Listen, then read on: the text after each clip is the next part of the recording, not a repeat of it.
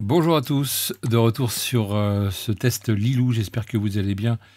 Je voulais vous montrer aujourd'hui que, comme la vidéo précédente, hein, quand il n'y a pas vraiment de volume le matin, on pense que voilà, ça va monter comme pas possible avec des bougies aussi belles, aussi acheteuses. Vous allez voir que finalement, non, ça part pas plus que ça.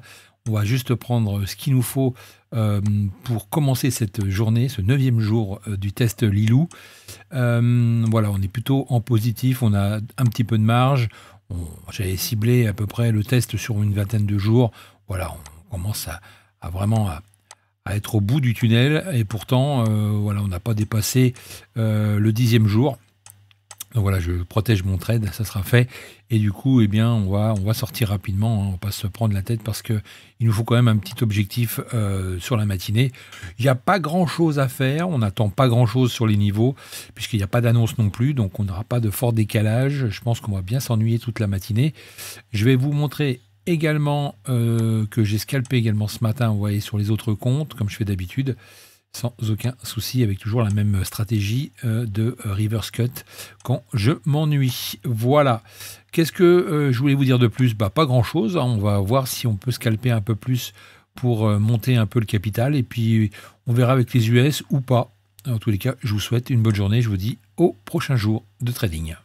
Donc, pour faire simple, effectivement, j'ai quand même tradé un tout petit peu histoire de finir cette journée. Alors, je me suis fait un petit peu avoir à l'ouverture des US parce qu'on avait des mèches plutôt vendeuses. Donc, du coup, j'ai voulu prendre un trade à la vente et ça s'est vite retourné. Et comme le marché était un petit peu incertain, j'ai perdu les gains du matin. Mais ce n'était pas très grave puisque juste derrière, grâce à cette bougie énorme d'achat, vraiment des intentions d'achat qui se sont précipitées à un moment donné, j'ai pu rentrer dans le trade et je suis après sorti sur l'open, puisqu'on était quand même en dessous du point pivot. Je n'avais pas trop envie d'aller plus loin, même si le marché est monté un peu plus après, mais il me fallait quand même sortir en gain positif pour la journée et pour augmenter également le capital. D'accord? Donc 69 $ pour cette neuvième journée.